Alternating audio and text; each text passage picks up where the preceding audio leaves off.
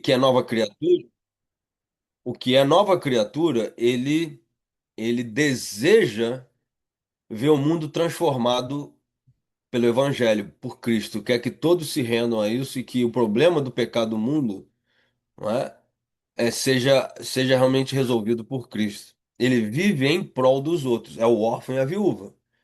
Porque o órfão e a viúva representam na sociedade os desafios maiores, né? A gente poderia adicionar aqui, porque não tinha esse problema na época, né? Talvez, mas os drogados, os cracudos, né? Os viciados que estão lá na rua, os moradores de rua e tal. É onde a sociedade ela suga uma energia enorme, né? Porque essas pessoas estão totalmente à mercê de alguém que venha ajudá-las, né? Isso aqui não é necessariamente uma declaração de uma religião que tem que ser, não é, manifestada assim, senão você está indo para o inferno ou você não é crente e tal. Mas o conceito que o Tiago está falando, ele está jogando assim, os crentes, eles são realmente parte de um grupo que se preocupa com os problemas do mundo, mais do que com os seus próprios problemas. Então, todo crente está nessa missão. Ele não é voltado para si mesmo, ele não é egoísta, ele não pensa egocentricamente, mas ele trabalha para isso. Para e pensa se vocês estão educando, se vocês são assim, estão educando seus filhos assim, por exemplo, né? Olha para os seus filhos e pensa, o que que você está pensando, almejando para o seu filho? Você quer que seu filho seja um médico, um doutor, um advogado, um empresário, um trabalho numa companhia, um professor? Mas será que nós estamos trabalhando eles para serem realmente não apenas pessoas religiosas, mas sejam pessoas que realmente vão mudar o mundo? E aqui está o verdadeiro diferencial. E não é fácil, né? Eu falo, às vezes, até para minha esposa, a gente em casa, às vezes eu tenho a impressão que a gente andou tanto na contramão do mundo que às vezes fica assim mesmo, né? Os seus filhos, quando você educa eles para serem uma para pensar em reino de Deus em primeiro lugar, e obviamente que eles estão estudando, estão avançando, estão se formando, mas eles não têm aquela ambição do mundo, né, que é egoística, é vaidosa e não é que muitas vezes motiva, não é, as pessoas a alcançarem os seus objetivos. Ainda nós José, encontramos para o Gamito justificar. abriu o microfone aí, Aí que é. Claudinez. Desliguei ele. Deixa eu te colocar como host também. É. José, você ia falar alguma coisa? Isso. Sim, sim, pastor. Na verdade, o tema está sendo muito bom e a explicação está sendo muito boa. E também esta parte de ajudar as viúvas, eu vejo que também é preciso que haja o cumprimento de uma das ordenanças de Jesus, que é amar ao próximo acima de tudo. Porque quando temos o amor ao próximo, a forma de olhar as coisas é diferente. A forma que nós olhamos aos nossos irmãos é diferente. E a forma como tratamos os nossos bens, vendo que os outros não têm, também é diferente. E é isso é necessário que nos tocarmos para fazer o bem e garantir ou querer que vejamos as coisas andem bem. Então, só que quando o pastor estava a explicar sobre o projeto, nós somos fruto do projeto de Deus. Deus, assim, falou, haja luz e houve a luz. Haja xerico e houve xerico, e Deus vai transformando, Deus monitora, Deus ensina, impacta, tudo mais. Só que eu gostaria de saber.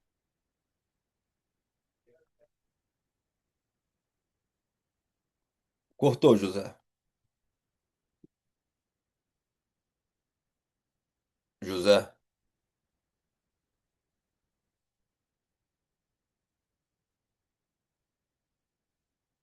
Ô, José. Acho que ele perdeu tá. Ele Ele não caiu, mas. não caiu, é? Deve ser a conexão dele. Hum. Alguém mais? Algum comentário? André? Sim, Oi, sim. Chico. Sim, pastor. Eu estava a pegar exatamente aí onde o irmão José estava a falar. Temos aqui uma distinção, né? O primeiro momento, esta questão da criação. Deus disse: haja luz ou haja homem, e o homem existiu. A diferença entre esse momento e o momento atual é que a nossa nova personalidade já não partiu de zero. Isto é, esta nova personalidade do homem, ela tem que passar necessariamente por negar o homem velho, ou seja, já existia um homem velho, o homem que havia caído no pecado. Uhum. E se calhar aqui, interpretando nem no contexto desta perícope que estamos a analisar, teríamos a primeira, o primeiro ponto seria este de rejeitar o homem velho. Amém.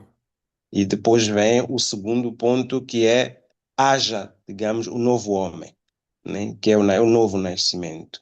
E depois o terceiro ponto, no meu entender, seria aquilo que o pastor dizia em relação ao xerico, né? Se o xerico existe, é como foi dito, haja xerico, e o xerico está lá. Mas se ele não canta, ele não tem a identidade dele. Então, o terceiro ponto seria agir de acordo com a natureza que agora tem, né? E no caso do homem, isso é mais interessante, porque ele tem que deixar de ser o homem velho, passar a ser o homem novo. E depois de ser o homem novo, tem que agir de acordo com essa nova natureza, né? Então, entendi que os três pontos seriam assim, né? Não sei Amém. se estou. Tá correto. Só para acrescentar no terceiro ponto, para ficar um pouquinho mais claro na ilustração do xirico. O terceiro ponto seria realmente um xirico que canta sabendo que ele canta pros outros, para fazer, pro fazendeiro, pro dono da machamba. Ele sabe que ele precisa cantar, porque senão aquele dono da machamba ele não vai ficar feliz. Claro que o xirico, né? Então é a consciência elevada. Nós estamos aqui por causa do outro, não é? O órfão e a viúva. Eu não estou cantando só para receber aplausos. Eu tenho a minha identidade de xirico, mas o meu canto é para transformar, é para ir ao encontro das necessidades. Eu tenho um lugar que vai mudar. Eu tenho uma função, a minha identidade ela é feita para mudar vidas. Ela vai causar essa transformação. Entendeu, André? O terceiro ponto. São os órfãos e Entendi. as viúvas. Mas muito boa revisão. Porque isso às vezes a gente esquece, né, André? É um problema que eu vejo na igreja. Chibão, eu vou deixar você falar. Mas eu vejo muitos crentes, e Tiago precisa levantar e falar hoje. Muitos crentes que vão à igreja, são membros, são bons crentes, têm os seus trabalhos, têm a vida organizada. Mas quando você faz a pergunta, você vive para si mesmo? Você é só um xirico que canta porque você precisa cantar e ser tal, isso é importante, mas você tem consciência de que você está aqui para. O teu canto é para abençoar outras vidas, né? Você está nesse mundo para. Não é só para ser um xirico que canta, mas para ser um xirico que canta que para mudar a vida do outro, né? A sua missão de vida vai lá. Muitos crentes, eles acham que o ideal de cristianismo é eu ser bem-sucedido na minha carreira, na minha profissão, ser parte de uma boa igreja, educar meus filhos lá, mas o sentido de que estou aqui realmente por causa dos outros. O mundo precisa de mim. Os órfãos e as viúvas, né, precisam ouvir. Aliás, as viúvas, o sentido de viúva é muito mais do que uma mulher sem marido, né? Jesus, quando estava, leu lá em Lucas 4, não é? Ele lê o texto de Isaías e fala que hoje se cumpre isso aqui, depois eles queriam apedrejar, começaram a falar e tudo, né? Contra. Jesus falou, havia muitas viúvas em Israel quando Eliseu foi enviado a Sarepta, né? Então ele fala de viúva como um conceito de cidade, de missão, de ir ao encontro. Eliseu foi enviado a Sarepta, que estava até fora, né, de Israel. Então, Deus vai ao encontro das viúvas. Então, você entendeu o sentido aqui? Foi enviado a uma viúva, mas ele fala, havia muitas viúvas. E Sarepta é uma viúva, na verdade, a viúva de Sarepta, mas representa a viúva que Sarepta é, como uma localidade, um lugar que precisa ser alcançado, que Deus está interessado em atingir, alcançar, né? Então, há um efeito aqui desse avanço missionário, dessa resposta de Deus aos que estão clamando, né? Então, seja a viúva sem marido, o órfão sem pai, o conceito aqui é do clamor do mundo, né?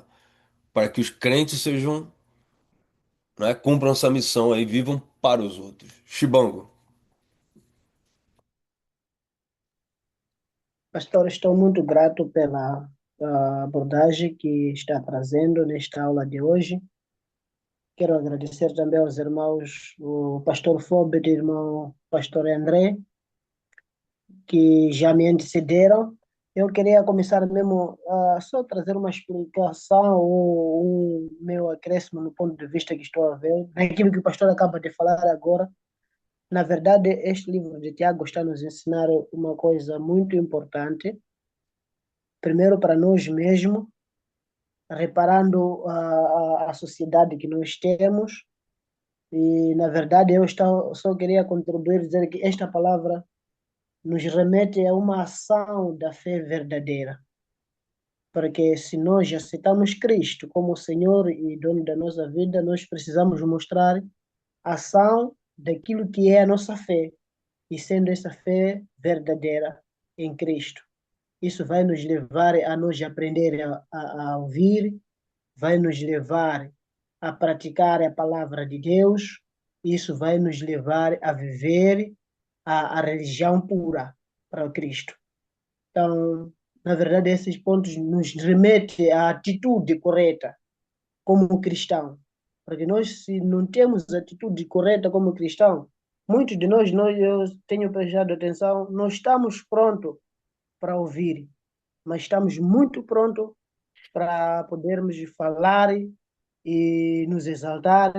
Não temos esta parte de tardio de falar e ouvir mais. Uhum. Então, mais uma aprendizagem muito vamos ter. Muito obrigado, pastor. Obrigado, pastor Chibango. O pastor André Matucci, ele também enfatizou bem essa questão de muito importante, né? Porque a nova criação ela existe em cima de um antecedente, né? Que é mal, que é pecaminoso e tal.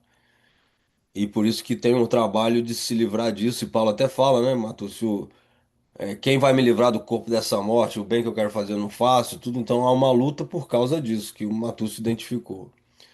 Mas a grande saída, a grande sacada aqui no terceiro ponto, né? No segundo e no terceiro ponto. Se a gente passa, olha para mim aqui, se a gente passa a nossa vida cristã só tentando deixar de ser mal, a gente vai ficar para sempre nesse negócio. Nós precisamos ter consciência que precisamos deixar para trás, como o André falou.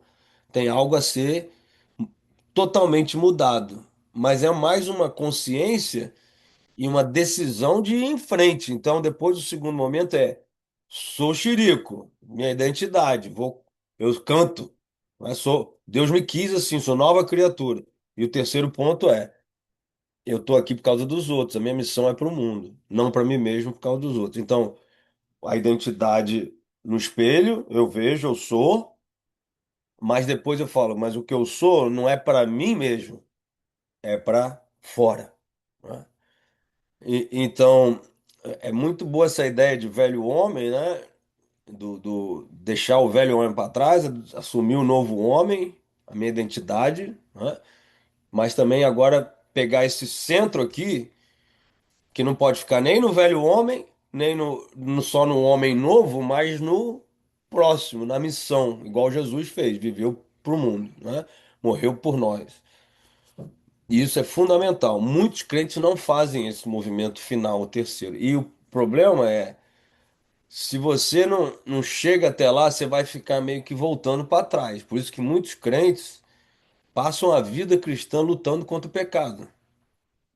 Eles são O cristianismo para eles é só brigar contra o pecado, porque ainda não chegaram lá.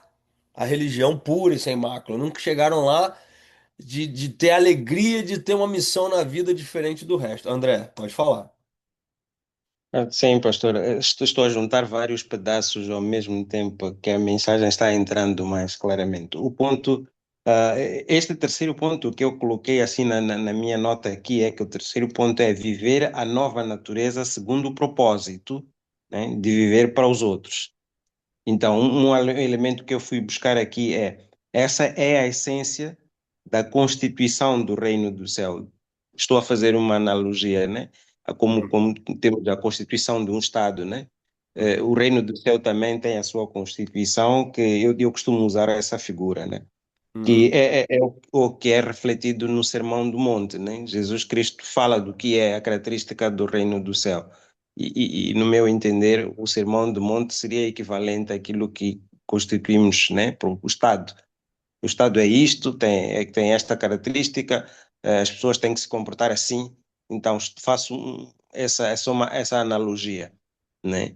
Amém. Ah, Yeah. Muito boa. E estava a pegar agora um ponto que o pastor estava a dizer que muitas vezes os cristãos ficam lutando contra o velho homem e estagnam por aí. Duas coisas me ocorreram. Há uma passagem, creio que é em Hebreus, em que ele diz: Olha, e quando vocês já deviam estar maduros, ainda precisam de alimentar com leite.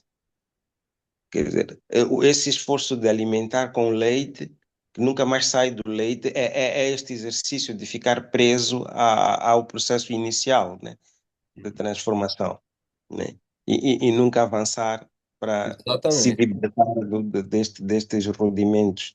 Não, achei essa parte um pouquinho interessante, queria fazer essa apresentação para ver não ficar com dúvidas, né? Hebreus, André, muito boa colocação, porque em Hebreus, o desafio do autor, que eu acredito ser Lucas, né? A gente vai falar sobre isso lá na frente, mas ele, em várias instâncias, ele manda não ficar para trás, né? Não cair igual na tentação no deserto. No capítulo 10 ele vai dar o conceito que é superior.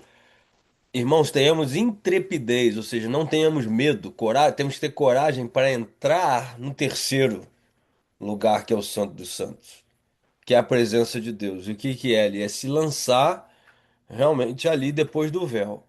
Isso tem muitas implicações, mas está exatamente certo nisso aqui. Até porque nós, que somos filhos, já experimentamos não somente o leite, mas as coisas excelentes. Sabemos que Deus nos ama, a gente não tem dúvida disso. A gente não está naquela luta de sobrevivência que muitos crentes estão tentando sobreviver. A gente sabe que Deus cuida de nós, nós já temos essa convicção que estamos debaixo de um Deus amoroso, do Pai que cuida de nós. Então a gente pode viver diferentemente, estendendo a mão para aqueles que não entendem isso ainda. Isso é uma realidade do mundo, né? Muitas pessoas estão vivendo a dificuldade, até dentro da igreja, porque não depositaram totalmente a sua confiança em Deus. E isso faz parte da nossa missão também, de sermos aqueles convictos desse tão grande amor de Deus. Para a reflexão, André, de uma maneira mais assim, dentro da nossa realidade mesmo. André, você tem quantos filhos? Ah, Quantos? tenho seis. 6 filhos. Qual a idade deles? O maior ou o mais novo? O mais velho está com 28, o mais novo está com 8. 8. Como é que chamam de 8? O do 8 é Télio. Télio. Bonito nome. Então, o Télio, ele, você como pai provavelmente tem sonhos para ele, né? Você quer que ele cresça, seja um homem que, né, que estude bem, vá para a faculdade, tenha uma boa profissão, né? De repente você quer que ele seja um jogador de futebol, não sei, né? Alguns pais sonham isso. Mas assim, desde pequeno, a gente prepara os nossos filhos para serem bem-sucedidos no mundo, né? Secularmente falando. Mas às vezes a gente não é tão intencional na nossa educação dos filhos e fala assim, Otélio, tudo isso que eu, teu pai, eu quero pra ti, eu quero que você tá estudando agora, começando, né, na escola primária, e um dia você vai terminar o liceu, a escola secundária, vai pra faculdade, vai ter um diploma, vai ser isso ou aquilo, eu não sei. Mas, Télio, o que realmente eu quero pra você, meu desejo como um filho de Deus, como alguém que é assim, como um pastor e um filho de Deus, é que você não viva pra você mesmo. É que você viva, né, como Cristo viveu, como eu vivo, como é o nosso chamado, de sermos a força transformadora de Deus aqui, esse poder da palavra de Deus aqui. Deus vai usar as nossas bocas, vai usar os nossos braços. Nós somos resultado da ação de Deus aqui. Eu não quero apenas que você seja um homem de sucesso aos olhos do mundo. Eu quero que você se torne um homem que realmente faça a diferença, né, pelo poder do Espírito Santo na sua vida nesse mundo. Essa intencionalidade que a gente precisa extrair dessa película aqui. Por muito tempo, os crentes eles estão meio, né, flertando demais com o mundo e não conseguem realmente pregar tal e qual isso que a gente está falando. Até na educação dos nossos filhos. Nós, pastores, inclusive, se não tivermos cuidado, a gente está só preparando os filhos para serem pessoas de sucesso lá fora e muitas vezes não estamos colocando o reino de Deus como um patamar mais elevado. Agora eu pergunto para você, você prefere que o Télio, André, seja um, sei lá, um engenheiro aí de uma grande companhia, um advogado, um juiz, ou um médico e que tenha muito dinheiro, ou que ele se torne realmente um homem de Deus, líder, que ele seja médico, engenheiro, o que for, mas que ele seja realmente, não é, alguém que vive igual Cristo viveu, né? Se entregando sacrificialmente para viver uma vida em prol do mundo, né? Dos que estão necessitados, né? Para ser luz nesse mundo, ser sal aqui, ser alguém que transforma braços e mãos de Cristo aqui na terra. Eu estou falando isso porque eu sei que muitos pastores lutam com esse conceito, né? E às vezes a gente não sabe, tem medo até de priorizar o reino dessa forma que parece que aí a gente vai ter um problema lá na frente, né? Na formação dos filhos. Mas esse é o desafio aqui. Essa é a religião pura e semácula. Viver nesse patamar, nesse padrão, que é o padrão de Cristo. André, Sim, pastor. E de facto, isso é uma concepção de vida que tenho, né? O meu entendimento, quer dizer, vou construindo esse entendimento. É que tudo que nós fazemos, tudo é para a glória de Deus. Seja engenheiro, o problema do engenheiro é se ele estiver a trabalhar de uma forma egoísta. Nem se, por exemplo, o engenheiro está ali para fazer um projeto de uma casa, se ele está a pensar no ganho que ele vai ter por fazer aquele projeto, ou se está a pensar no serviço que aquele projeto vai, vai prestar. Penso que aí é onde encontra-se a verdadeira diferença, né? Porque muitas vezes a gente pensa assim: olha, eu sou engenheiro, vou construir casas para os pobres, mas posso fazer uma casa mais leve, o pobre não precisa de uma casa segura, né? Então aí não tem Deus na atitude dele, né? Mas se ele disser não, seja lá quem for que vier a viver nesta casa, ele tem que estar seguro por todo o tempo, né? Então, ele está cumprindo a função para a qual ele foi indicado, né? E ele acaba realizando assim a missão que Deus lhe colocou, porque entendo que, quer seja engenheiro, seja mesmo polícia ou militar, Deus o colocou de certa forma nessa vocação. O problema é se ele usar essa vocação para outro objetivo contrário, né, ao serviço que ele deve prestar, né? Então, na educação dos filhos, a minha ideia é: seja engenheiro, ganhe dinheiro sim, mas se tiveres que escolher entre ganhar o dinheiro e produzir o benefício para as pessoas que se servem daquele serviço que prestas, é melhor priorizar esse serviço, né? Uhum. Yeah. Por É uma exemplo, luta, né, André? é uma luta bastante grande, sim, porque todos nós queremos ter aprovação social, né? Então, e aí, quando entra a questão da aprovação social, há um estereótipo, não é um conceito que as pessoas têm do que é um engenheiro, por exemplo, né? Um engenheiro é uma pessoa que tem muito dinheiro. Então, a pessoa vai lutar para conseguir ter o máximo de dinheiro para vestir aquela capa que a sociedade tem do que é um engenheiro. Uhum. Então, se ele tiver que usar da honestidade, se calhar já não consegue o dinheiro que as pessoas acreditam que ele tem. Uhum. E há uma corrida, às vezes, de competição, né? Eu fiz medicina no Brasil, né? E para passar, para entrar na faculdade já é um concurso, uma competição enorme. Você tem que realmente ter condições de estudo e tal. E quando você entra na faculdade, eles te dizem isso, né?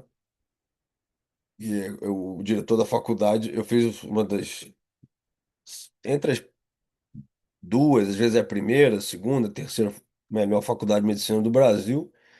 Aí quando você entra lá, o diretor fala, vocês são a nata, a elite, né, da sociedade em estudos e tal. Essa é a primeira coisa que ele falou. Mas dentro da faculdade, todo mundo tem uma ambição assim enorme, né? De estudar, de crescer, de ser médico e tal. Isso funciona até muito bem porque te leva a alcançar objetivos.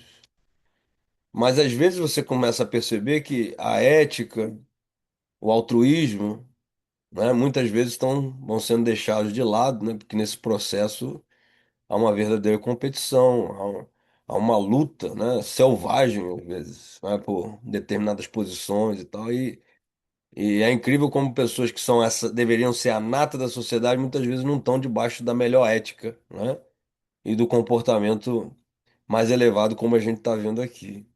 E aí vem essa questão que o André falou, né? Na hora de profissionalizar, de fazer o dinheiro, muitos viram verdadeiros exploradores das pessoas necessitadas, né? De doentes, dos pobres e tal. É complicadíssimo isso, né? E a sociedade valoriza às vezes esses cargos e realmente não valoriza aqueles que têm mais ética, né? E têm o maior altruísmo. Mas o que eu estou querendo dizer é que a caminhada secular ela é voltada para um espírito extremamente contrário a esse aqui, né? Então a gente precisa ter um cuidado tremendo naquilo que a gente lança os nossos jovens, né? Na igreja, os nossos filhos. Porque o mundo, ele espera que você alcance esses objetivos, muitas vezes não importando como. E até colocando em questões mais amplas, a África, ela sofre. Porque no sistema mundial, a África é uma verdadeira órfã, né? E uma verdadeira viúva, no sentido socioeconômico, né? Eu acredito que vocês têm consciência disso. E ela sofre muitas vezes por causa do outro lado que tem não tem ética, não tem limites, né? Na sua ambição, e o sistema econômico é realmente extremamente voraz, né? E se você não for voraz, se os países não forem vorazes no desejo de crescimento e tal, né? Fazendo de conta que não existe a corrupção, né? Porque a corrupção é o que mata muitas vezes nos países, né? Na África, no mundo, mas na África em particular. Mas assim, você para estar no nível de economia hoje mundial, por exemplo, Moçambique, além dos recursos naturais, teria que ter grandes empresários, ministro de economia com muita visão do mundo e que fosse realmente alguém que tá ali brigando, ávido por dinheiro, ávido por economia e tal. E hoje um país para se manter numa posição, não é, de relevância econômica e tudo, ele tem que brigar muito. Então existe uma força, o que eu estou querendo dizer, existe uma força no mundo hoje que para se vencer, né, economicamente, financeiramente, você tem que amar dinheiro, você tem que amar essa trajetória e o diabo ele domina isso exatamente por isso, por um coração egoísta, por um amor ao dinheiro, por uma inescrupulidade, uma falta de escrúpulos, né, de ser realmente inescrupuloso. E o mundo ele acaba recompensando, né? O mundo recompensa muito esse comportamento. A verdade é essa, né? Recompensa. E eu falo isso dentro da minha própria experiência como médico e tudo, e assim, é assim que funciona. Você, para vencer na vida, tem que cair dentro da briga, né? E se priorizar e tal. E isso para mim é feio demais, né? Que eu quero dizer feio é não tem brilho ali. Isso, eu era filho de pastor, de missionário, e você começa a perceber, fala assim, quais são os seus objetivos de vida, né? É isso que você quer viver para você mesmo? Comprar um terreno, ser um médico tal, na clínica tal, morar na melhor parte do Rio de Janeiro e tal.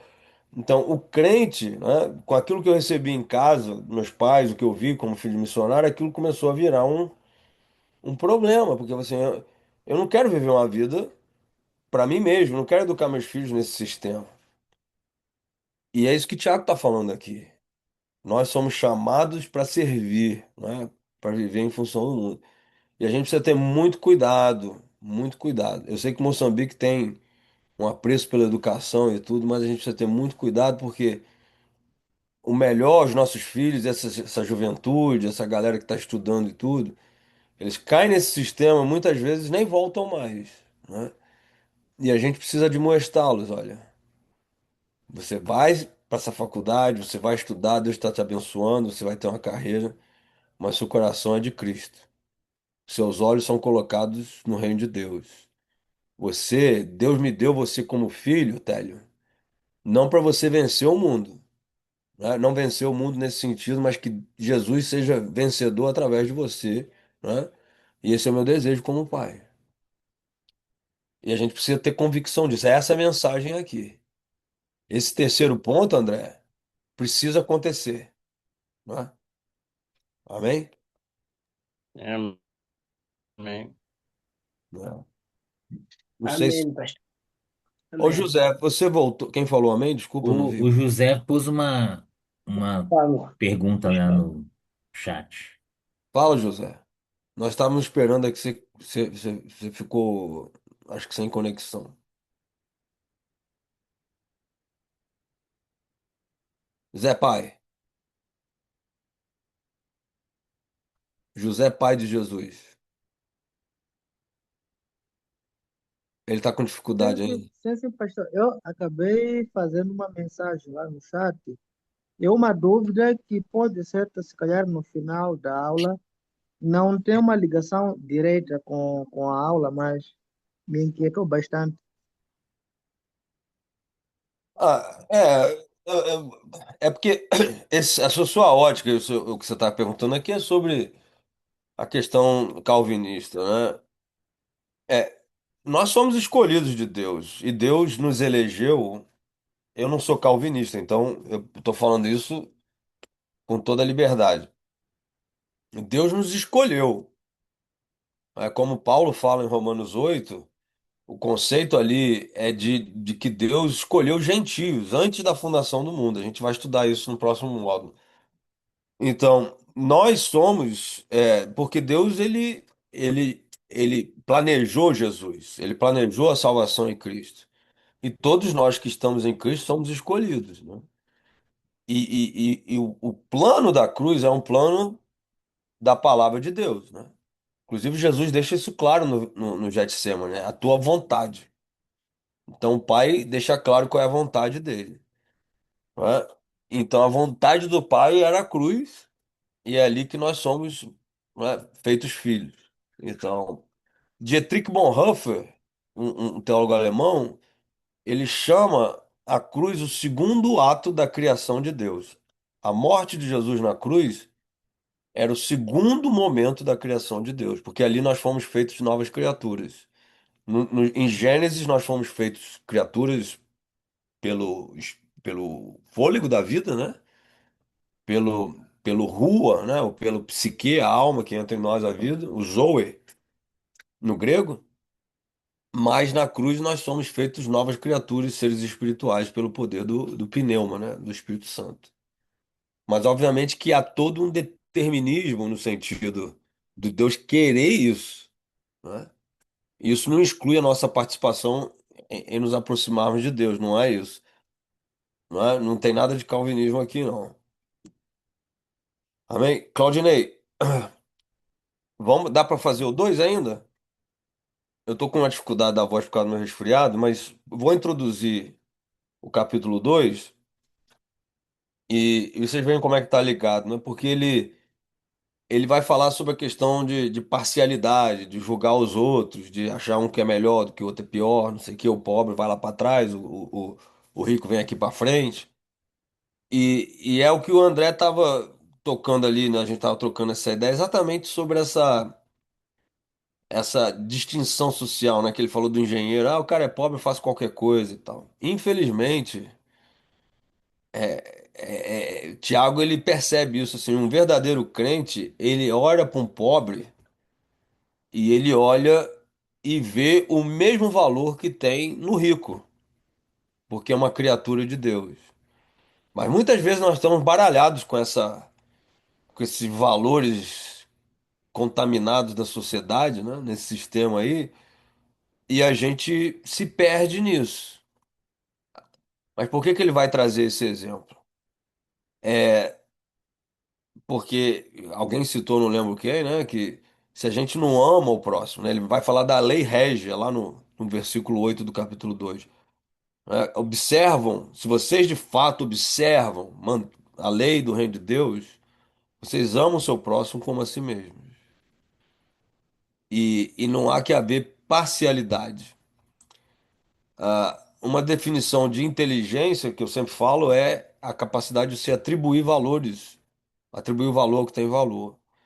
Então, o crente, a nova criatura, ele atribui valor ao que tem valor, não é? Que é o próximo, o ser humano que está ali. Mesmo que ele esteja ali na rua, sem dentes, sujo, com cabelo todo ruim, você olha e fala assim: isso é uma criatura de Deus. Você reconhece o valor da criação, você reconhece o valor da palavra de Deus que criou todas as coisas. Então, a palavra de Deus em você, ela reconhece o resultado da palavra de Deus ali naquele moribundo, no mendigo que precisa ser alcançado pela palavra de Deus que está ali. Então, existe um efeito restaurador. Você vê um pobre, você fala, não, aquele cara é pobre porque é burro, ou porque foi amaldiçoado, ou porque não trabalha, ou porque é preguiçoso, não sei o quê. Em vez de tentar trazer, né, as justificativas por que que ele está assim, igual aquele cego lá no capítulo 9 de João, a gente tem que dizer como Jesus fala. Não, ele é cego para que se manifeste a glória de Deus. Então, o crente, ele vê muito mais o seu propósito e a missão, como Jesus falou, olha a cabeça de Cristo, do que chegar ali e julgar. Não, ele realmente é cego porque você pecou? Ah, não, foi seu pai, né? Sua mãe naquele dia lá. Não, ele falou assim, não, cara, a gente está aqui para que a glória de Deus seja manifestada. E é uma oportunidade enorme de mostrar o amor e a glória de Deus aqui nesse lugar. Então, os verdadeiros filhos, eles não estão nem para julgar com imparcialidade, nem com parcialidade nenhuma. Eles estão ali para manifestar a glória de Deus, para resolver o problema. O verdadeiro crente, ele vai atrás das oportunidades de revelar essa maravilha que é a ação de Deus na Terra. Eles são apaixonados por isso. Então, gasta um tempinho aí para fazer a exegese, né? Para adiantar, Claudinei, né? São duas perícopes nesse capítulo, não é isso? De 1 a 13 e 14 em diante. É isso? Eu acho que é, né? E a gente. Então, vamos dividir aí os 3 pontos. Uma proposta rápida aqui é de 1 a 4, 5 a 7, 8 a 13. Eu falei um pouco da ideia central, eu queria que vocês lessem e debatessem aí. tá bom? Vamos dar uns minutinhos, vocês gastam e já voltamos já. Claudinei, se você puder conduzir a discussão. Tá, eu só vou precisar sair, mas rapidinho já tô aqui. Uns 10 Não, eu tô minutos. aqui. Eu só tô precisando parar de falar um pouco, a Tá minha bom. garganta tá falhando muito. Meu nariz tá entupido, mas eu tô aqui. Vamos fazer esse exercício aqui, ok? E tentar conectar com a teologia que estamos desenvolvendo até agora. A ideia central tem que estar bem próximo ali, como eu falei.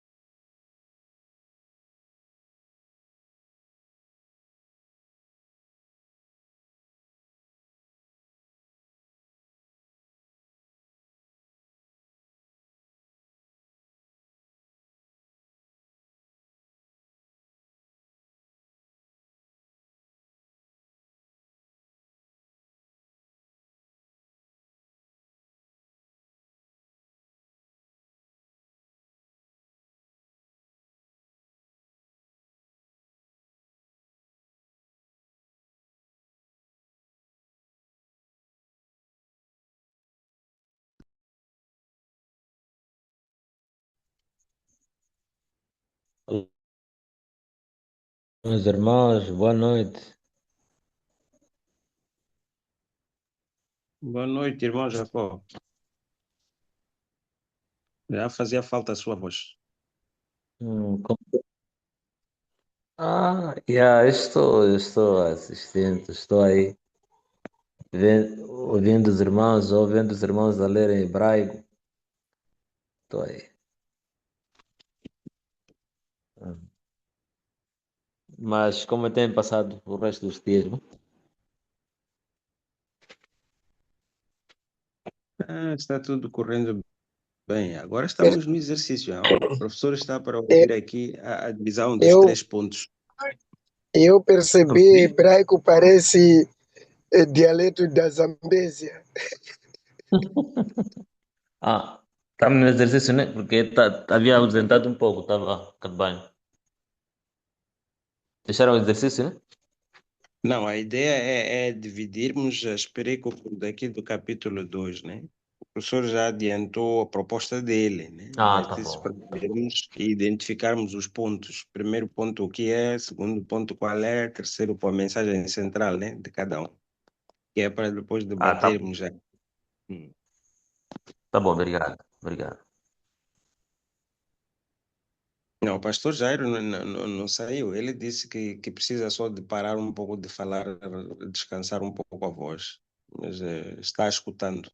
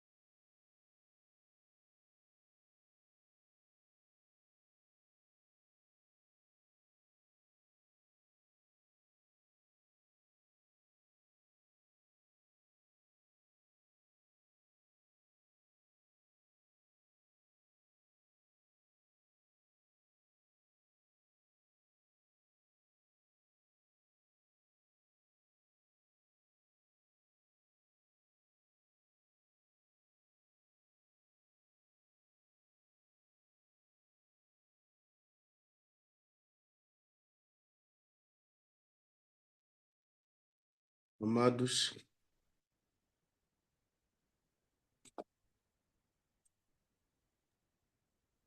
Sim, irmão Fabião.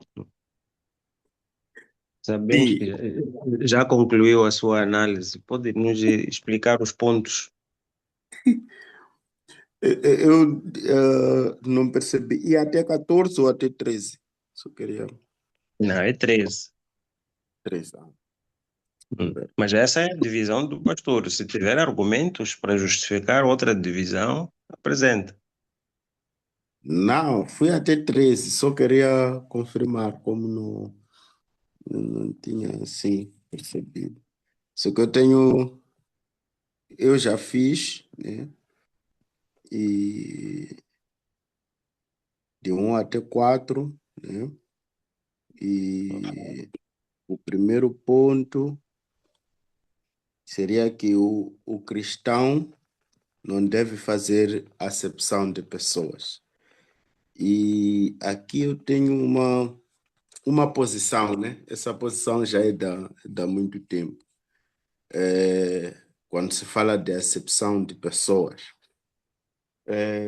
às vezes nós ouvimos, mesmo no chapa ou, sei lá, em algum sítio, né? A pessoa diz, epa, aquele ali como é feio. Eu, epa, tenho muito. Yeah, esse assunto me choca muito, porque ah, eu olho aquilo que Deus disse, criar o homem à imagem e semelhança. Agora, quando eu digo que aquela pessoa é feio, eu digo automaticamente, estou a dizer que Deus é feio. Não sei, é uma analogia que eu faço sempre, porque eu estou olhando a pessoa criada à imagem e semelhança. Então, a pessoa que criou aquela pessoa disse que vai fazer que essa pessoa seja igual a ele como criador. Então, se há essa apresentação dele ser feio nesse termo, né? Que muitas pessoas costumam usar, então eh, estarei ou estará essa pessoa a dizer que a pessoa que criou é feio, né? Então, não sei se estarei a interpretar certo, mas esse é um assunto que já está na minha mente já há muito tempo e que uma vez abordei assim, até no, no púlpito, e as pessoas ficaram assim a olhar para mim, mas irmão está bem mesmo. Mas eu estava a fazer uma analogia no sentido como a palavra de Deus lá em Gênesis, Deus apresenta a criação. Então, quando aqui Tiago também nos apresenta não fazer acepção de pessoas. Então, me recordei dessa passagem, né?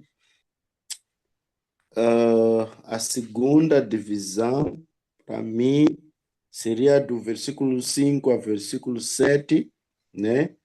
Que fala que Deus ora os humildes e condena a injustiça. Nesse caso, Deus quer que nós possamos ser justos, né? Para com, para com os outros. E Deus honra aqueles que são humildes. Nós podemos ver isso quando ah, vemos aqueles dois homens que subiram ao templo para orar, quando Jesus nos dá essa parábola, né? Então, a Bíblia diz que um batia no peito, enquanto o outro identificava que eu não sou como aquele, eu dou isto, eu faço aquilo, mas a essência nossa perante ou algum irmão deve ser sempre nos colocarmos, ou seja, sermos humildes. E a última, nesse caso, o terceiro ponto seria o amor ao próximo, né? O amor ao próximo cumpre a lei de Deus, né? Nós vemos aqui a partir do versículo 8, assim como o próprio pastor já tinha referido, né? diz, todavia, se cumprides conforme a Escritura, a lei real, amarás o teu próximo como a ti mesmo. Bem fazes. Então, esse amor ao próximo, estaríamos a cumprir aquilo que é a lei, do Senhor. Então, mais ou menos é assim como eu desenhei.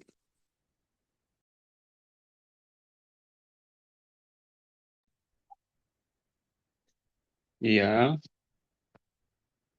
Bom, creio que os outros irmãos também vão reagindo, né?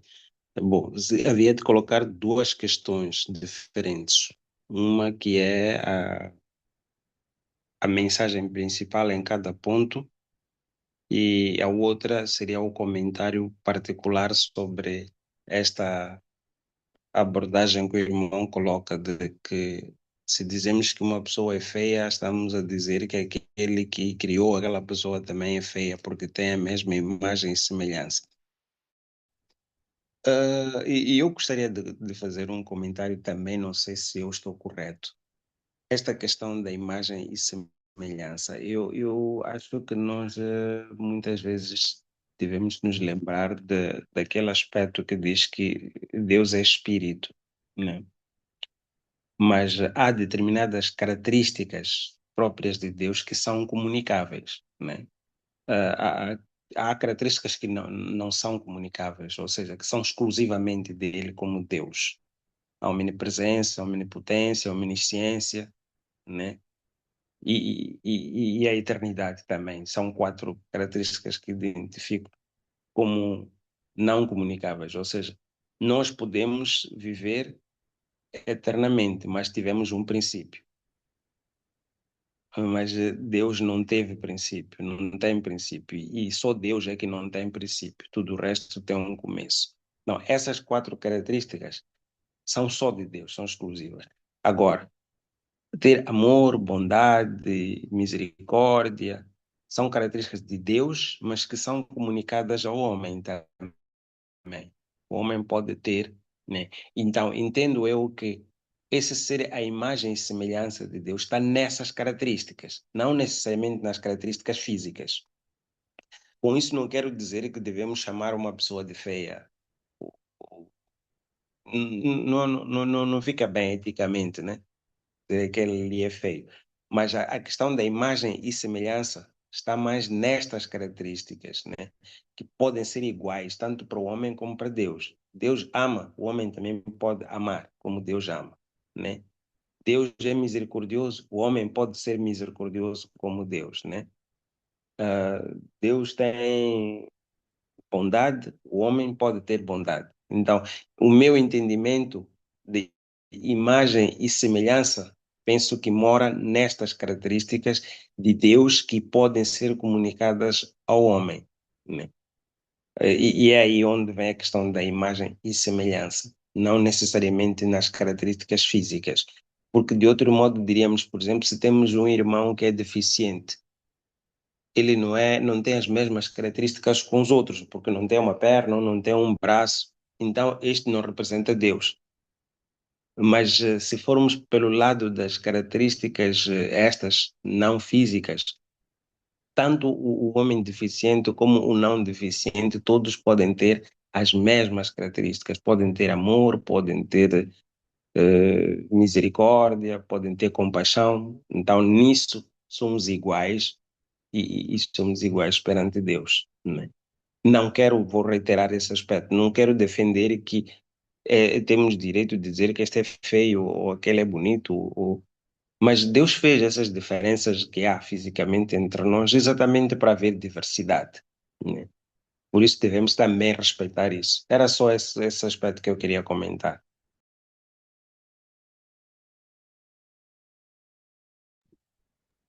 Obrigado, pastor.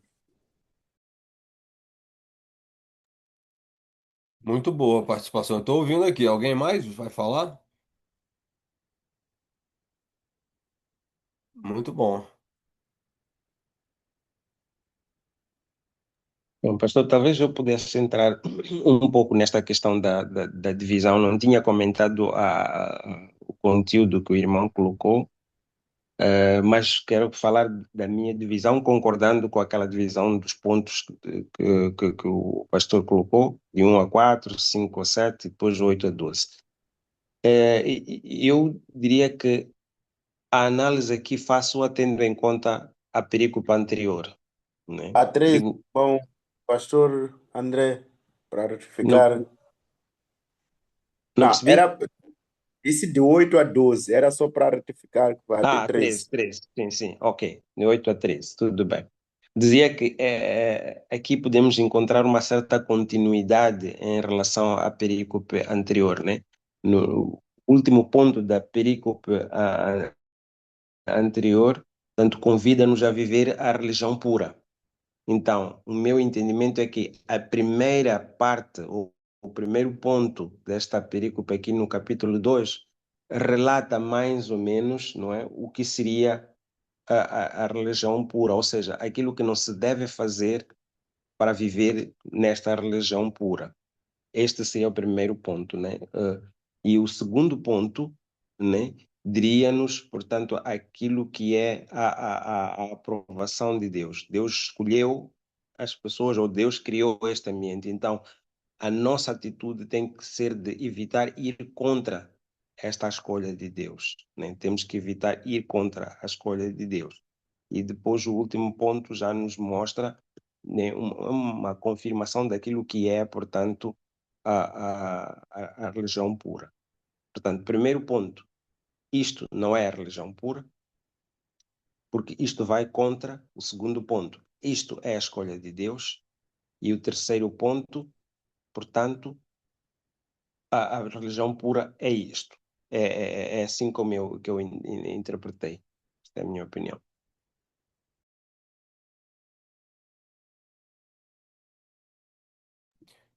Amém, né? Acho que o André ele percebeu que o Tiago ele continua com a questão da diferença social, né? Dos órfãos, das viúvas, agora os pobres, né? Ele tinha falado dos pobres já no capítulo 1, pobres e ricos, né? Bem na primeira perícope. Agora ele ele vai trazer de novo, né, essa questão dos pobres e como às vezes eles são discriminados até num contexto público, né, coletivo. E nós tem algumas frases interessantes aqui, né? No primeiro ponto, a questão da roupa, do luxo, anéis dos dedos, né? Anéis nos dedos, lugar de honra. No segundo, ele fala sobre os ricos arrastam para os tribunais, né? E tem todo o contexto aí de julgamento, né?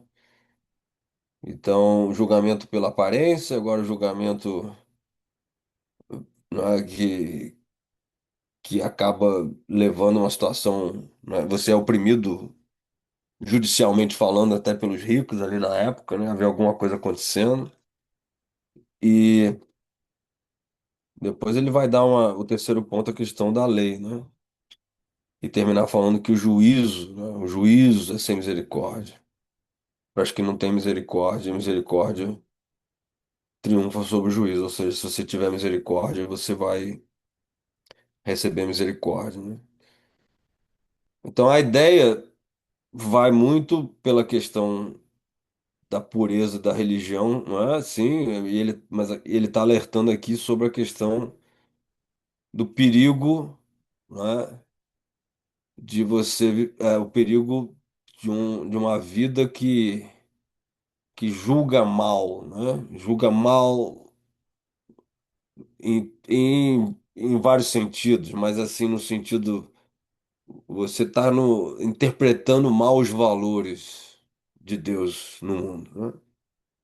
Então, é preciso ver como Deus vê, né? Avaliar como Deus avalia, né? Julgar no sentido de atribuir valor, né? É o que eu falei que é uma questão de inteligência mesmo. E o contexto social, ele é fundamental aqui, né? Então, se os órfãos e as viúvas estão à margem da sociedade, aqui nós temos um problema né, de se colocar pobres, às vezes, à margem, dentro de uma situação até, pode ser até numa igreja, né? Que ele fala na sinagoga, né? E ele está falando para os judeus, obviamente, mas os cristãos, eles, em Jerusalém, os cristãos, os judeus ali da época, eles estavam intimamente relacionados com as sinagogas, né? Assim que foi, né? Aliás, a gente não falou, mas Tiago ele escreve as 12 tribos da diáspora, né? Então, o contexto de Tiago é Jerusalém, mas é todo o judaísmo pelo mundo afora, né?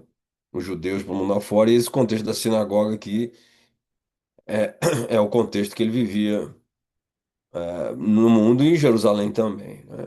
Pelos judeus que estavam abraçando a fé. Então, eu tô querendo ouvir mais vocês, então eu tô tomando cuidado aqui com as palavras, mas nós estamos no caminho certo. O que o André falou tá bem, né? E a verdade central, ela tem a ver com esse, essa questão de não se julgar, não se avaliar, né?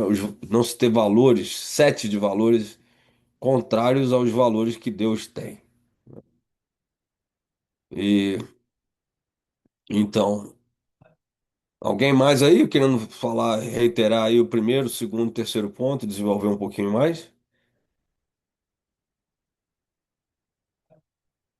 Januário, você que está em Mocuba aí. Você já viu acontecer isso, esse problema de discriminação dentro da Ah, igreja? mas aqui em Mucuba, é discriminação no sentido de entre crentes, pelo menos na igreja onde eu estou, onde a gente cultua, onde passa nas nossas visitas, ah, ainda não notei, não. Sim. Mas em outro lugar, o que que acontece nessa situação aqui, né? Nós temos, às vezes, nas assembleias das convenções, a gente, às vezes, pode extrapolar um pouquinho. Não sei como é que é em Moçambique, né? Mas nos Estados Unidos, no Brasil, Portugal, às vezes, se tem uma certa. Até com o próprio aparato, as pessoas se preocupam muito com a vestimenta e tal, né? E a gente tem até que ter cuidado, porque, né, quando você se veste bem demais, você pode estar gerando um problema para o irmão que não tem condição de se vestir tão bem, né? Mas o que está em questão aqui, né, é, é o crente que não tem, não inverteu os valores do mundo para os valores que são, não é, de Deus, do reino de Deus. Nós percebemos bem essa questão da vida, né, né, do pobre e tal, a gente sabe o que está se falando aqui, mas a verdade é que, mais uma vez, a igreja, os crentes podem estar correndo risco de não terem a coragem final de inverterem por completo o sistema de valores, né? A pressão social, ela é muito forte, né? E é uma pressão que existe na igreja. Nós batistas somos, por princípio, né, crentes na total separação da igreja do Estado, e em parte por causa desse problema, né? Porque muitas vezes a igreja, se ela não tiver liberdade, ela vai sucumbir à pressão externa, né? E imagina chegar um governador, né, na igreja com toda a sua comitiva, e de repente ali você vai, né, dar atenção e dar valor e tal, e aquilo pode mudar pela influência deles, não é? Até aquilo que acontece na igreja. Então a igreja realmente ela precisa estar separada da política, precisa estar separada desses valores sociais, né? Dentro da igreja nós precisamos ter a igualdade, né? Entre os irmãos, seja do que for, né? A origem deles, o cenário social que eles vivem. Por que que a pessoa, vamos colocar na situação aí desse homem do primeiro momento, né? Dá um tratamento especial à pessoa que se veste melhor. A gente tem tendência a fazer isso, né? E é uma tristeza que o coração humano funciona assim. Mas a verdade é que uma pessoa que se veste melhor, que chega num carro melhor, né? Que tem alguns aparatos de valor, a gente tem uma tendência a, a fazer isso, né? E por que que isso é errado, do ponto de vista da teologia que o Tiago está falando? Que os valores de Deus não estão no relógio que a pessoa usa, né? Não está no telemóvel que ela carrega, não está, né, no sapato de couro que ela está vestindo, calçando, né? O valor realmente da alma humana é muito superior. Então, ao fazermos isso, a gente não reconhece, não tem inteligência superior, eterna, para reconhecer que a alma, aquela pessoa ali, aquela alma ali tem muito mais valor do que qualquer ouro, ou prata, ou tecido, o carro, o celular, o relógio. André. Sim, pastor, eu queria só comentar um pouquinho nesse aspecto, em duas coisas. A primeira é o que às vezes acontece nas igrejas, né? Às vezes pode acontecer que há um irmão que dá maior oferta, ou porque tem meios, normalmente a igreja precisa de cadeira, ele tem cadeira disponível, tem viatura para ir buscar as cadeiras, então por isso a igreja acha que ele tem que ser honrado, né? E ele coloca num lugar, né, especial. Muitas vezes ele pode ser bom e ter até bom coração, mas o padrão de vida dele não é conforme aquilo que é o princípio da igreja, né? Ou o princípio bíblico no geral, né? Pode ser um homem com posses e que tem vontade de conviver na igreja, mas, por exemplo, é um adúltero, né? Então, muitas vezes nós julgamos em função daquela aparência que a pessoa traz e por isso lhe colocamos num lugar de honra, né, na igreja. Mas não é esse o critério que Deus usa para julgar, né? Então, Sim. e isso é frequente, né? Em muitas igrejas. Por exemplo, esta questão do governo, né? Epá, vem o presidente vai visitar a igreja. Quer dizer, até o pastor quase que se ajoelha diante do presidente. Mas o pastor, naquele momento, é a cabeça da igreja. Se o presidente vem visitar, tudo bem que venha visitar, mas que saiba que vem visitar um corpo que tem cabeça. Não se torna ele a cabeça, né? De certa forma, quem tem o poder, a Bíblia nos diz, né, que toda a autoridade foi dada por Deus e por isso tem que ser honrada, mas não pode suplantar a honra própria deste corpo que é a igreja. Muitas vezes acontece isso, né? É frequente acontecer isso nas igrejas. Bom, esqueci-me qual era o segundo ponto que ia referir. Acabei me distraindo. Vai pensando aí que eu falo. Então, Deus ele não vê valor, né, no ouro, na prata, no aparato, né? Isso para ele olha pro Elon Musk, ele vê o Elon Musk nu, né? Ele não vê nada do que ele tem. Na verdade, né? Deus está vendo a alma, está vendo o coração. Então, um lugar que é o reino de Deus, né, tinha que passar por esse filtro dos olhos que vem a verdade, né, na pessoa. Então, se deter a questão do aparato, né, da riqueza, é realmente falhar em perceber a verdadeira condição do homem, né? Obviamente, assim, a gente pode fugir, André, mas Tiago tem alguma coisa aqui que ele não gosta muito né, dos ricos. E a família de Jesus era uma família real, vamos dizer assim, né, de origem davídica, mas não eram detentores de muitas posses, né? E eles eram apenas agricultores, pastores, né? Mas é engraçado que Davi originalmente também era, né, um pastor e trabalhava no campo. E o valor que Deus viu nele, né, era o valor do coração, né? A grande frase lá de Jesus não, de Deus, quando, né, o profeta vai escolher os filhos de Jessé, né? E dizer, você olha segundo a aparência, eu olho segundo o coração, né?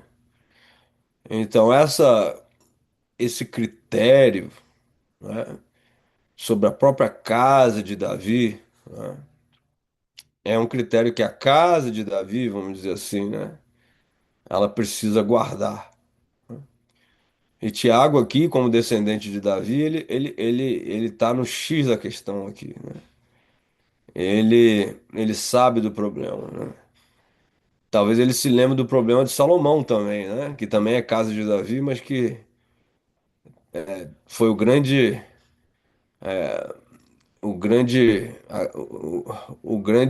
como é que se diz, propiciador, né, da idolatria entrar, né, em Israel naquela época, né? Então,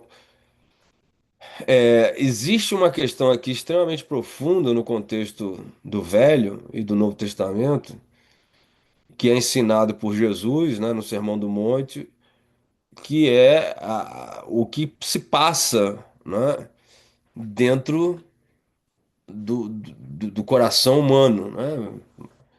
Então, ali é onde se encontra o valor ou a ausência dele, né? E não há como mudar isso. Então, se você faz distinção, vocês não estão, por causa da riqueza, vocês não estão julgando por causa dos critérios errados. Então tá faltando esse quesito de discernir como Deus discerne, que é segundo o coração, né?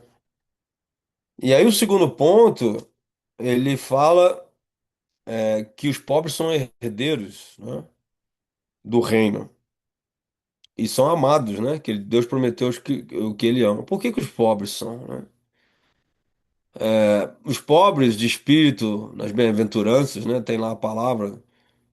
E obviamente que há essa. Não é que Deus necessariamente obriga todos nós sermos pobres, mas o pobre aqui talvez seja aquela pessoa que vive uma vida de contentamento, não é? De satisfação, com uma ambição, não é? Que não é nem de longe, não é? Aquela das pessoas que estão indo atrás do mundo, atrás das coisas do mundo. Eles realmente vivem uma vida mais tranquila, né? Mais satisfeita. E muitas vezes a pobreza ela relacionada a essa incapacidade que a pessoa tem de ter em inglês a gente chama drive, né? A motivação de construir fortunas, de construir, né, um império e tal. E é engraçado que isso é visto na sociedade moderna como algo, uma qualidade, né? Você precisa ter ambição, você precisa ser alguém que tem sonhos, não é? No Brasil a gente fala que corre atrás, né? Que vai atrás dos ideais. Mas até que ponto isso realmente não causa desequilíbrio até no próprio mundo, né? E desequilíbrio dentro da sua própria vida. Parece que Tiago ele não aceita muito essa ideia de que riqueza é uma coisa positiva, não, porque ele vai dizer: você não sabe que esses ricos aí é o que arrastam vocês para os tribunais? Por que que eles arrastam? Porque os ricos são esses que competem, que querem um ganho excessivo, que não aceitam perder e que não estão nem aí para a vida do outro, sofrimento do outro. Eles estão brigando o tempo todo, eles abusam, né, do sistema porque o que importa são eles mesmos, eles são egoístas, né? Então, Tiago vê essa questão da riqueza e pobreza como uma manifestação dessa predisposição do coração, né? Os que querem muito e têm muito, na verdade, estão talvez nessa condição porque estão com o coração errado, nas coisas erradas, né? E os pobres, ao passo que os pobres, eles estão um pouco mais, ou estão ajustados, digamos assim, com aquilo que Deus tem proporcionado, né? Essa é uma questão muito sensível, né? Você pegar os crentes aqui na América do Norte, né? Comparar com um crente na África, nós vamos ter uma discrepância absurda, né? Um americano, mais pobre que seja, ele vai ser sempre rico, né? No contexto da África. E é incrível como que a consciência muitas vezes não está presente, né? Nas pessoas do como o mundo funciona, né? Nesse sentido.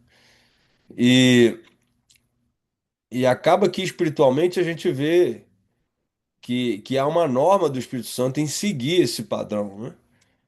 Não é à toa que a África tem tido um grande despertamento espiritual nesses anos, né? Ao passo que os países mais abastados, eles estão com dificuldade. O evangelho tem dificuldade, né? Tem tido uma falta o avivamento, né? Falta essa priorização do reino de Deus nos corações dos crentes, né? Os crentes estão muito distraídos, têm muitas possibilidades, viajam muito, muito entretenimento, sempre coisas para fazer, os filhos nos esportes, uma viagem assim, né? Hoje um pastor de uma igreja aqui batista acha que um crente que é um membro da igreja que tem comprometido, ele vai duas vezes, às vezes uma vez por mês, num domingo, né? Dois domingos por mês à igreja. E muitos até uma vez por mês, porque a vida é tão ocupada, tem tantas outras prioridades. E com isso o evangelho tem se enfraquecido. Aí você vai em Moçambique, na África, você vê que o evangelho ele tem um lugar mais central. Não estou dizendo que é perfeito, vocês conhecem a realidade de vocês, mas comparando um com o outro, vocês vão ver essa diferença. Então, quando o Tiago fala que Deus escolhe os pobres, né, escolheu os pobres, ele é como se a pobreza ou a escassez de recursos acabasse sendo uma proteção, né, contra, contra o se perder o coração, né? Muitas vezes a pobreza ela guarda, né, o coração de se desviar de Deus. Né? E as pessoas não percebem. Isso é uma questão muito complicada, né? A gente, em Tiago está repetindo várias vezes esses temas aqui sobre a ambição, o secularismo contra o mundo, contra a igreja. Mas a verdade é que Tiago tem isso. Ele percebe que o mundo ele tá desajustado por essa ganância sórdida de algumas pessoas, né? E não é um tratado contra a riqueza per si, né? Mas é uma, uma teologia que realmente não dá bolas para a riqueza, né? E isso ecoa também o próprio Sermão do Monte, quando Jesus fala, né? Não acumuleis para vós tesouros na terra, onde a traça, a ferrugem corrói, né? Mas acumulei para vós tesouros no céu, né? E por que que vocês estão ansiosos, né? Olha os lírios do campo, né? Eles não tecem, não bordam, mas nem Salomão em toda a sua glória se vestiu como eles e tal. Então, parece que não existe um desequilíbrio nisso, né? E o argumento de Cristo é um argumento extremamente natural. Não sei se vocês já pararam, a gente falou do Chirico aí, né?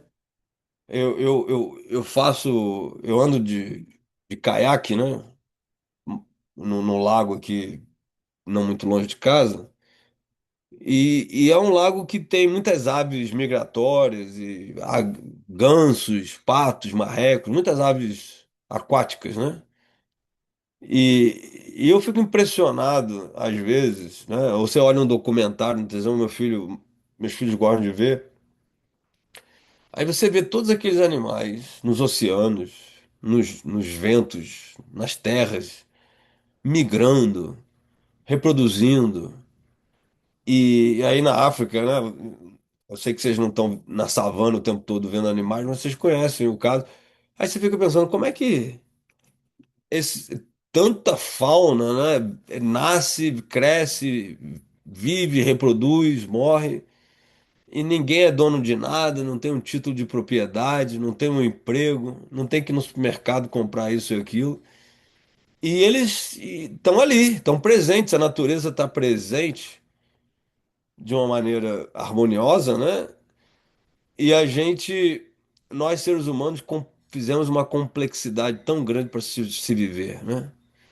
A gente precisa de tantas coisas, dependemos de tantas coisas para poder viver. A gente está muito longe desse jardim, né? Jardim do Éden. Então existe algo artificial nisso. Existe uma fabricação, né, dessa condição que acaba trazendo necessidades que muitas vezes não são nem reais, né? E essas necessidades, elas vão tomando o nosso coração de novo.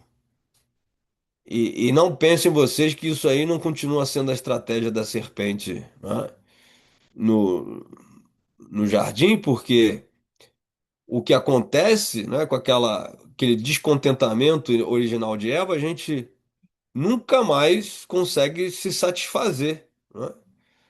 Então, acaba que a ambição, ela é um retrato desse descontentamento. A gente pode tentar embelezar ela, dizer que é uma coisa, né, muito importante para o homem moderno ter, mas a verdade é que isso é fruto da queda do homem. Então, os pobres, nesse sentido, eles estão menos propensos à serpente, né? Eles estão menos preocupados com, oh, eu preciso ter mais, né? Oh, eu preciso conquistar isso e aquilo. Quando eu estava indo para Moçambique a primeira vez, eu estava no avião lá e eu não lembro se eu estava lendo ou só pensando, mas acho que eu fui estudar e ver os quatro cavaleiros do Apocalipse, né? Quando Jesus abre os selos e os quatro primeiros selos tem aqueles quatro cavalos lá, né? E eu nunca tinha pensado nisso, mas naquele dia ficou bem marcante em mim, assim, aquela questão né, você vê o cavalo branco, é o cavalo que sai correndo, né, para vencer e sai meio assim, né, vai embora para conquistar. E aí vem o negro, que tem aquela dificuldade toda com a economia, a balança, a comida, o que come, aí daqui a pouco tá, né, um talento de farinha lá, não é isso? Por o preço todo de um efa de farinha, né? Eu não lembro as medidas aqui, pelo preço todo de um mês de trabalho. E a desigualdade econômica e tal, né? Aí você vai pensando assim, s- não tem nada de racismo aqui, mas a questão do. Para e pensa se o cavalo branco, né? Não tem muito a ver com essa mentalidade, às vezes, do homem europeu mesmo, que saiu conquistando as Américas, a África e o resto do mundo tentou também, né? E é sempre nesse desejo, né, de alcançar algo mais, né? E é uma insaciedade, né? Que não acaba nunca, né?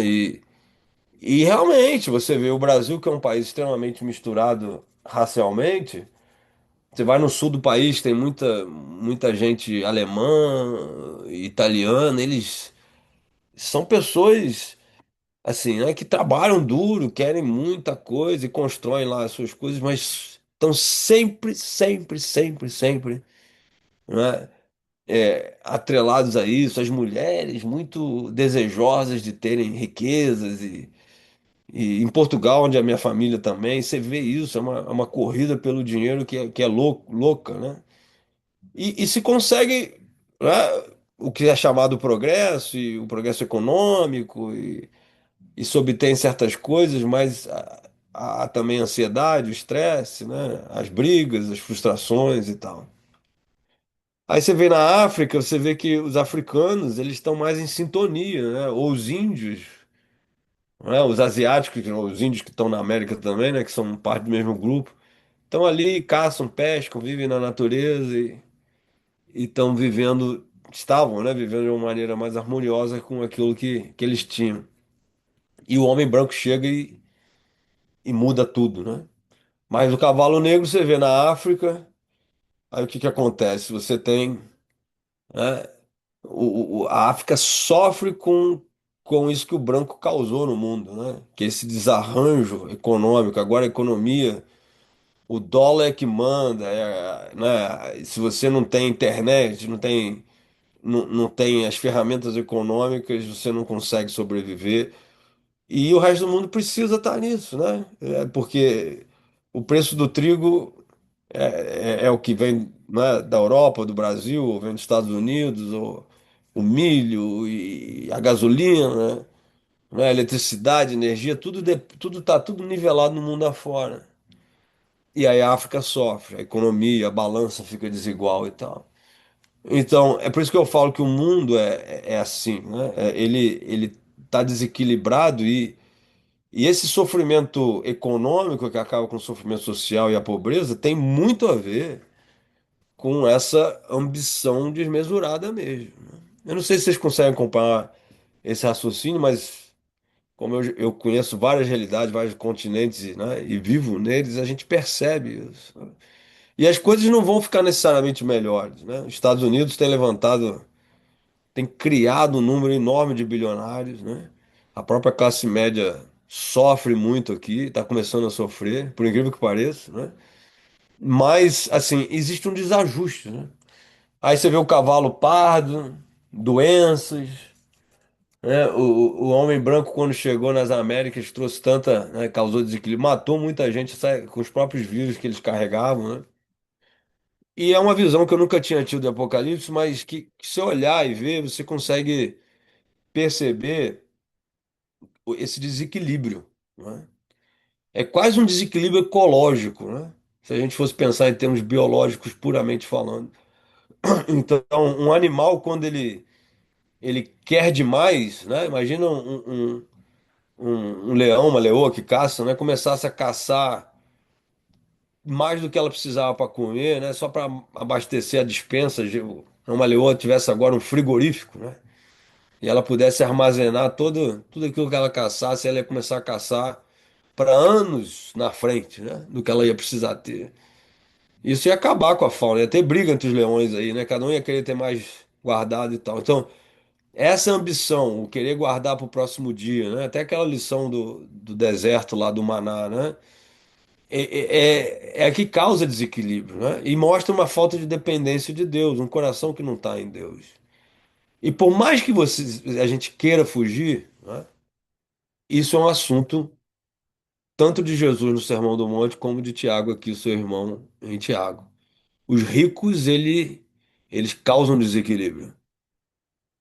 E eu não quero, né, no mundo atual, nós precisamos de empresários, precisamos de empreendedores.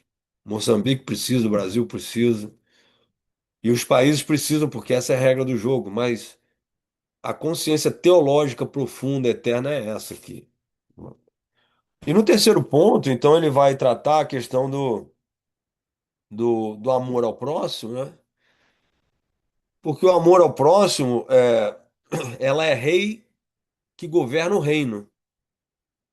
Então, em vez de ser ambição, de ser o quê, é o exemplo de Cristo, quem morre no lugar do outro. Imagina se todo mundo fizesse isso, né? Eu não iria, como leoa, eu não vou caçar mais para botar no meu frigorífico, porque eu sei que tem outros leões que vão precisar caçar hoje, então deixa eles caçarem, né? Eu sou parte de um grupo. Eu entendo o que meu vizinho precisa, né? Então, e o valor está nisso. Então, a tolice é tratar com parcialidade quem tem dinheiro, porque, na verdade, no ponto 2 eles é que causam desequilíbrio, eles são vilões aqui nessa história. E, e aí, se a gente trata as pessoas com essa parcialidade, a gente está mostrando que não entendeu nada, nós não estamos amando ao próximo, não é como a nós mesmos, e aí a gente tropeça, não é? E mesmo que seja só essa questão, você tá totalmente errado, né? Porque quem tropeça num quesito da lei, seja adultério, seja matar, você tá debaixo, né, da acusação da lei, você se torna um transgressor.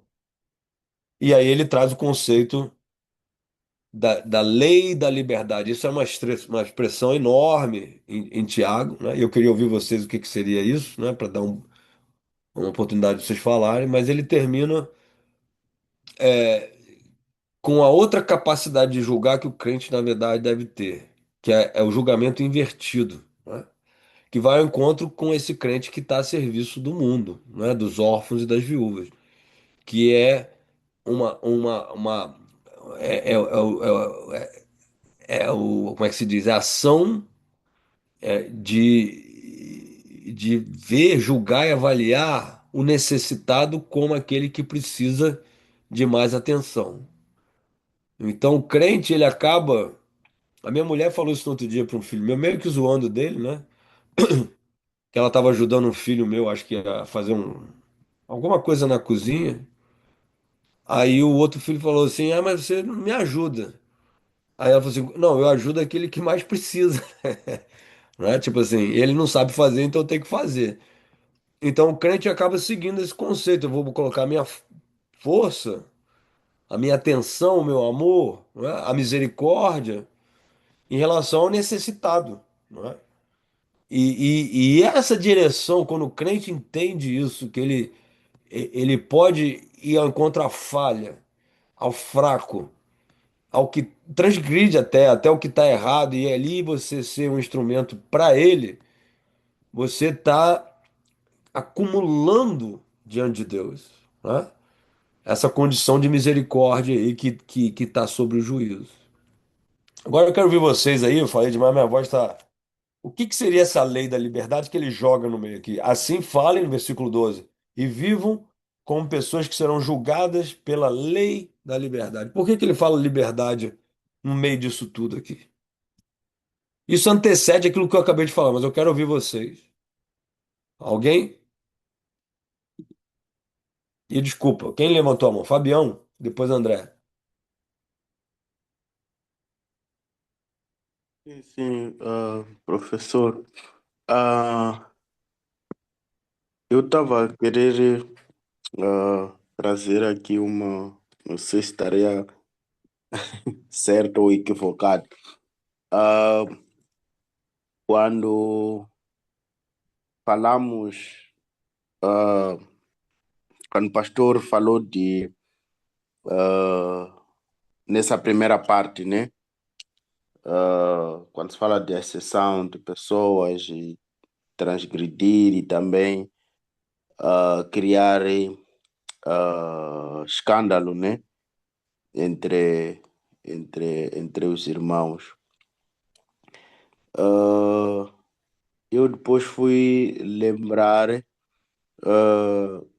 em Mateus capítulo 18, versículo 6, quando Jesus estava a falar sobre o maior no reino dos céus, e aqui ele apresenta que, mas qualquer quem escandalizar um destes pequeninos que crê em mim, melhor lhe fora que se lhe pendurasse ao pescoço uma, uma nó de azenha e e se submergisse na profundeza do mar. Então, eu queria perceber se haveria uma relação com essa passagem, aquilo que nós estamos a ver aqui em Tiago ou não? O escândalo. A palavra tropeço aqui tem a ver com isso exatamente, né? Claudinei, se puder botar o grego aí no tropeço só para a gente conferir, já que ele trouxe isso, né? É, e o tropeço, o escândalo, né? É algo que traz vergonha por evangelho de Cristo, né? E Jesus já morreu lá na cruz, já foi exposto à vergonha, então a ideia é que ele não pode. Ai de nós se a gente fizer isso, né? Porque né, a vergonha de Cristo já bastou e era para resolver, né? E os pequeninos, né? Acho que você citou a questão dos pequeninos. Realmente são as pessoas vulneráveis, né? E tá dentro desse contexto, sim, né? Então, os pequeninos são os que são objeto dessa atenção, né? Dos que precisam ser cuidados. E é o que Jesus está falando. Você precisa cuidar dos órfãos, das viúvas, dos pobres, do estrangeiro, né? No Velho Testamento, inclusive a destruição de Israel, né? O cativeiro foi preconizado por causa disso, né?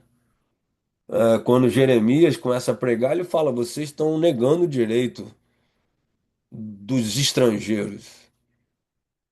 E a acusação de Israel era esse problema social, de não ser uma nação que vivia num padrão acima. Isso é tão sério e causa tanta ira de Deus que causou o cativeiro. Hein, Fabião? Fabião, né? Foi o Fabião que falou. Sim, sim, Então, sim. Deus não leva isso de uma maneira leve. Né? Se for ver no Velho Testamento, é isso, né? A justiça social para Deus, ela tem realmente, mostra para uma nação igual a Israel, para a igreja, né? No caso, no